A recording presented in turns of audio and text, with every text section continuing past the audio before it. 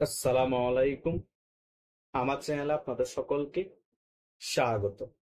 আগে আমাদের একটি স্লোগান ছিল, ভিডিও যখন করতাম সমন্বয়কদেরকে নিয়ে তখন বলতাম আর নয় জুলাই জুলাই, এবার হবে গণধোলাই।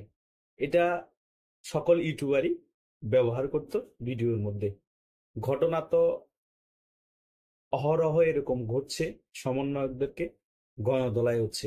কিন্তু এখন যে সমন্বয়কদের হেড, সমন্বয়ক থেকে যে একটি রাজনৈতিক দল করেছে এনসিপি, তার এখন গণধোলাই খাওয়ার সময় এসেছে। ঝালকাঠি জেলায় গিয়েছিল সদস্য সচিব আক্তার হোসেন এবং এনসিপির আহ্বায়ক নাহিদ ইসলাম। সেখানে কমিটি ঘোষণা করেছে বা কমিটি ঘোষণা করার প্রক্রিয়া চলছে।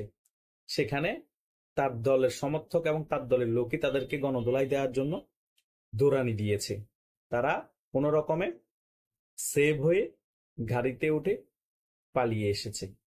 এই যদি হয়, একটি দলের আহ্বায়ক এবং সদস্য সচিবের অবস্থা এবং তার দলের সমর্থকেরা তাদেরকে মারার জন্য দৌড়ানি দিচ্ছে গণধোলাইয়ে, তাহলে সাধারণ জনগণ কি পরিমাণ ক্ষেপে আছে এ পেটলা নাহিদ আর এই আক্তার হোসেন, এ সকল কথিত বাটপারদের উপর।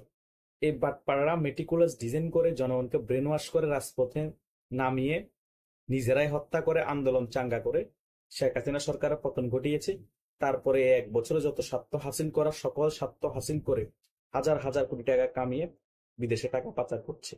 এখন আবার জনগণ অনুদানের নাম করে জনগণ থেকে টাকা নিচ্ছে। তাদের রাজনৈতিক দল চালাতে নাকি জনগণের টাকার প্রয়োজন আছে।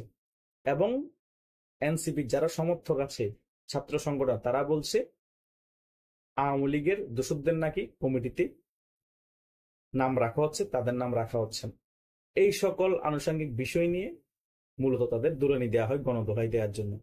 এখন আসলে ব্যাপারগুলো কেমন মজাদার হয়ে উঠেছে না সমন্বয়কদের এবং এনসিপির রাজনৈতিক ব্যাপারগুলো। সারা বাংলাদেশ মিলে একটা এমপি হওয়ার জন্য যতগুলো ভোট লাগে ততগুলো ভোট পাবে না এই এনসিপি দলটা। কিন্তু তাদের আহ্বায়করা এমন ভাবসাব নিয়ে চলাফেরা করতেছে, এমন ভাবসাব নিয়ে বক্তব্য দিচ্ছে, 300 আসন পেয়ে যাবে, তারা বাংলাদেশের প্রধানমন্ত্রী হয়ে যাবেন নাহিদ ইসলাম, বাংলাদেশ পুরোটা তাদের হাতের কন্ট্রোলে থাকবে। তো তাদেরকে তাদের দলের সমর্থকরা যখন গণদোলাই দেওয়ার জন্য দৌড়ানি দেয়, তাহলে তারা একটা মেম্বার হওয়ার যোগ্যতা রাখে না, সেটা কি প্রমাণিত হয় না? কথা তো সত্যই, আর নয় জুলাই জুলাই, এবার হবে গণদোলাই। এই স্লোগানটার সাথে এখন এনসিপি সমর্থকরাই তাল মিলিয়ে এখন গণদোলাই দেওয়ার জন্য দৌড়ানি দিচ্ছে।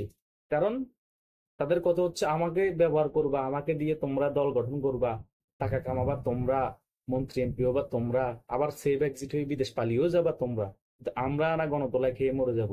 আমরা মরে যাওয়ার আগে ভাগ বাটোয়ারা ঠিক করো, না হলে তোমাদেরকে আমরা গণদোলাই দিয়ে মেরে ফেলবো।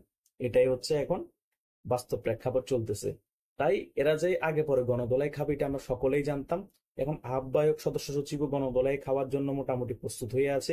ঝালকাঠিতে গণদোলাই খাই নেই, সেখান থেকে সেভ হয়ে গিয়েছে।